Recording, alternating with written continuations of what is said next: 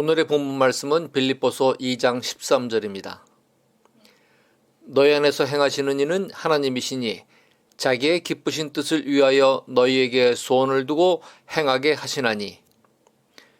본문 13절의 전반부는 너희 안에서 행하시는 이는 하나님이시라고 시작합니다.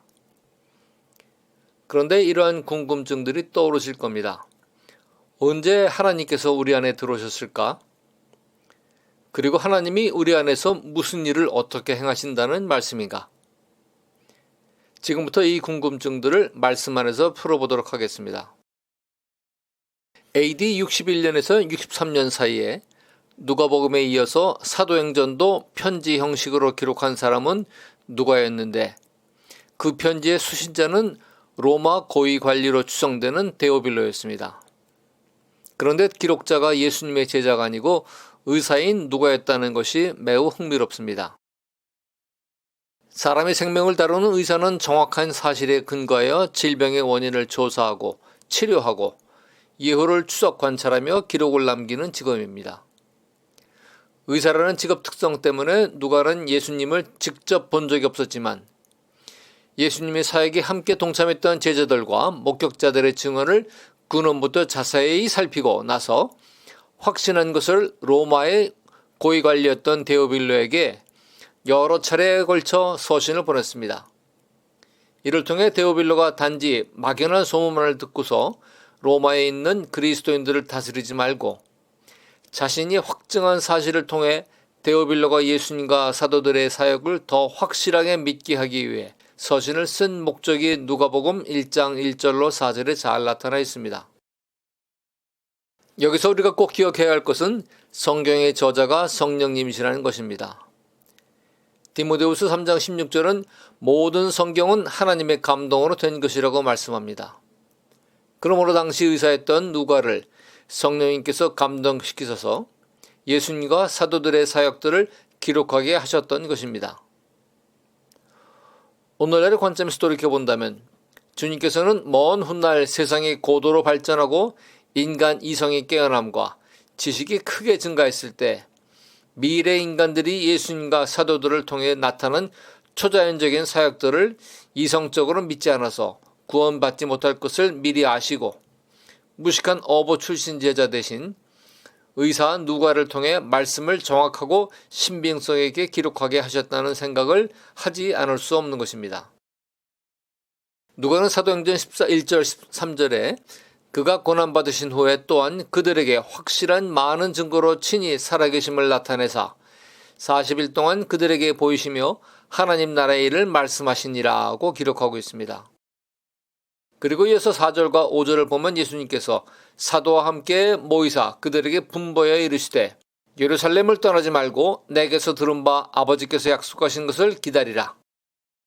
요한은 물로 세례를 베풀었으나 너희는 몇 날이 못되어 성령으로 세례를 받으리라 하고 말씀하십니다.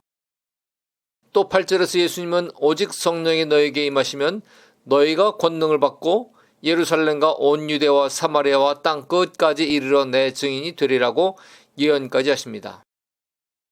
그리고는 예수님은 그들이 보는 가운데 승천하셨습니다. 이때 상황은 예수님께서 십자가에 달려 죽으셨다가 사흘 만에 부활하시어 제자들에게 나타나시어 함께 40일 동안 제자들과 동행하셨던 때의 마지막 상황을 잘 보여주고 있습니다. 예수님은 자신의 부활을 확증하시기 위해 많은 증거를 보여주심으로 예수님의 신성을 드러내셨습니다.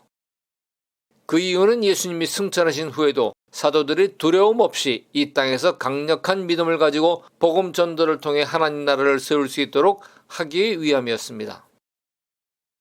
사도행전 2장 1절로 3절은 성령의 강림을 자세히 묘사하고 있습니다. 오순절날 마가의 다락방에서 기도하며 기다리던 제자들을 포함한 120명의 성도들에게 호련히 하늘로서 급하고 강한 바람 같은 소리가 들리며 불의 혀처럼 갈라지는 약속하셨던 성령이 그들 모두에게 충만히 임하였던 것입니다. 우리는 여기서 아주 중요한 사실을 발견합니다. 그것은 예수님께서는 사도들이 하나님 나라의 복음을 전파하기 전에 먼저 성령 충만함을 받도록 당부하신 것입니다.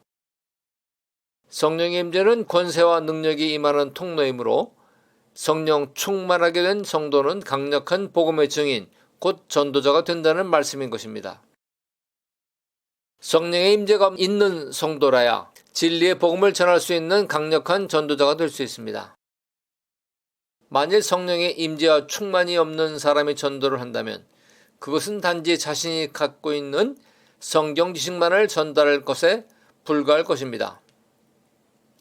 이것도 매우 중요한 것입니다만 전도와 선교는 마귀와 악한 영들과의 보이지 않는 엄청난 영적 전쟁이기 때문에 성령 충만이 없는 전도와 선교는 열매 얻기가 쉽지 않다는 것입니다. 단지 몸과 마음만 고달프고 그냥 전도했다는 자기 만족과 자기의가 쌓일 뿐입니다. 왜냐하면 구원은 하나님의 역사이지 인간의 역사가 아니기 때문입니다. 그 구원의 능력은 오직 성령 하나님으로부터 나오는 것입니다. 그러나 오늘날의 지식 중심의 전도는 성령 충만이 결여되어 순수한 복음의 능력을 희석시키는 병폐를 낳고 있습니다. 그 때문에 이성주의적 자유주의 신학 또는 현대신학 조류가 날로 확산되어서 교회가 하나님이 기뻐하시는 빛과 소금의 사명을 제대로 감당하지 못하고 있는 것입니다. 단지 온갖 인간의 지혜와 세상적 아이디어를 동원하여 이름만 번지르르 한 각종 문화 행사를 통한 전도를 하려고 애를 씁니다. 오늘날의 현대교회가 하는 그러한 행사와 이벤트를 폄하할 의도는 전혀 없지만 다만 교회의 본질을 모르는 현대교회가 안타까워 드리는 말씀입니다. 예수님은 분명히 마태복음 21장 13절에서 교회는 기도하는 집이라고 말씀하셨습니다. 오직 기도를 해야만 성령 충만이 임합니다. 하지만 오늘의 교회는 기도보다는 다양하고 그럴듯한 구실을 가지고 성도들끼리의 교제를 위한 각종 이벤트, 문화 행사가 넘치는 것이 현실입니다. 세속화된 현대교회는 초대교회와 달리 능력도 없고 거룩하지도 않고 다만 세상으로부터 조롱과 비판을 받고 있는 것입니다. 그러므로 성도는 말씀과 기도를 통해 성령 충만에 힘을 써야 하며 그래야 성령 하나님께서 우리 안에서 일하실 수 있는 것입니다. 둘째로 오늘 본문 말씀 중간에 자기의 기쁘신 뜻을 위하여라는 구절이 나옵니다. 이는 하나님께서 이 땅에서 일하시려는 목적을 드러내시고 있습니다. 마태복음 9장 13절에서 예수님은 내가 의인을 부르러 온 것이 아니요 죄인을 부르러 왔노라고 말씀하심으로써 당신이 이 땅에 오신 사명을 제자들에게 밝히신 것입니다. 그리고 하나님의 인간 구원을 향한 간절함을 비유적으로 잘 나타내주는 말씀이 누가복음 15장 7절에 있는데 죄인 하나가 회개하면 하늘에서는 회개할 것 없는 의인 99명으로 인하여 기뻐하는 것보다 더하리라는 말씀입니다.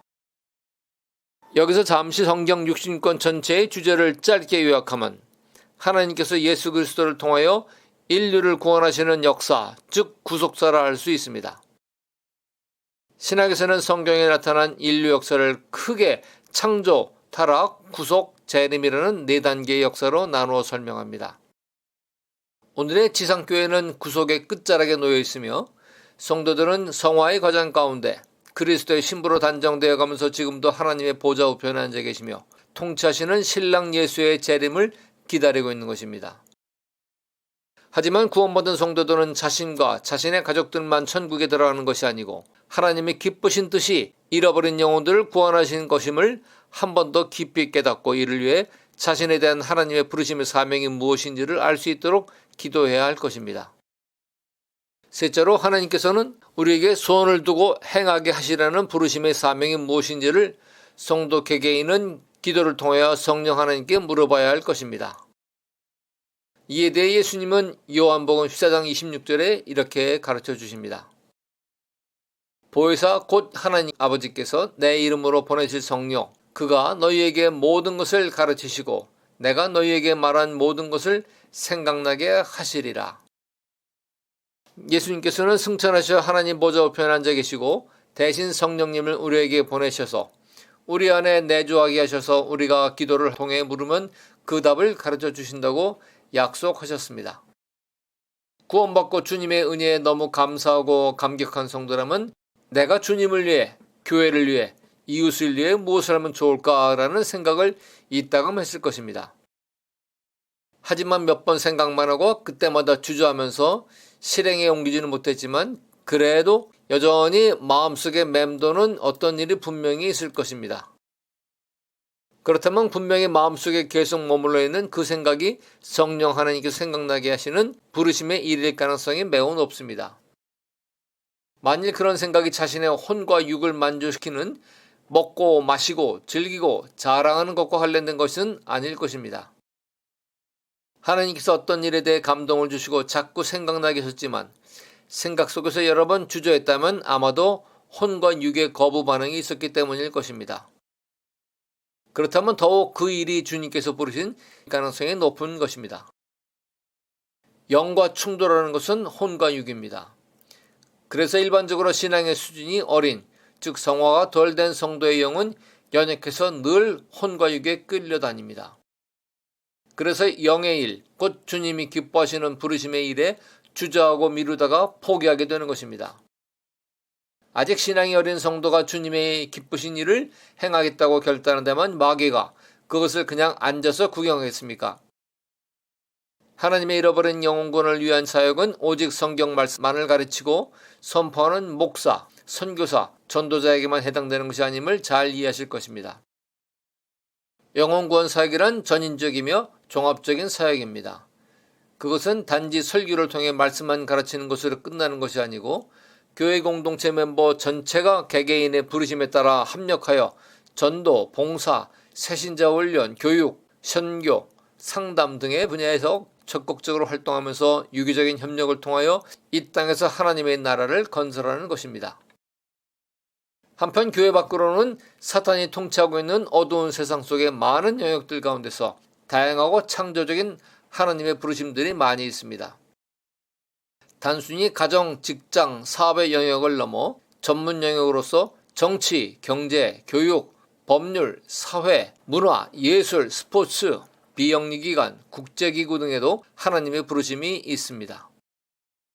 성도들은 각각의 부르심의 영역에서 어둠을 밝히고 세상을 정화하는 빛과 소금의 역할을 감당해야 하는 것입니다. 이렇게 교회 안과 밖에서 하나님 나라가 세워져 가고 또 선교를 통해서 온 세상에 하나님 나라가 확장되어져 가면 머지않아 약속하신 대로 이 땅에 다시 오실 예수님께서 통치하실 천년왕국이 준비되어 가는 것입니다.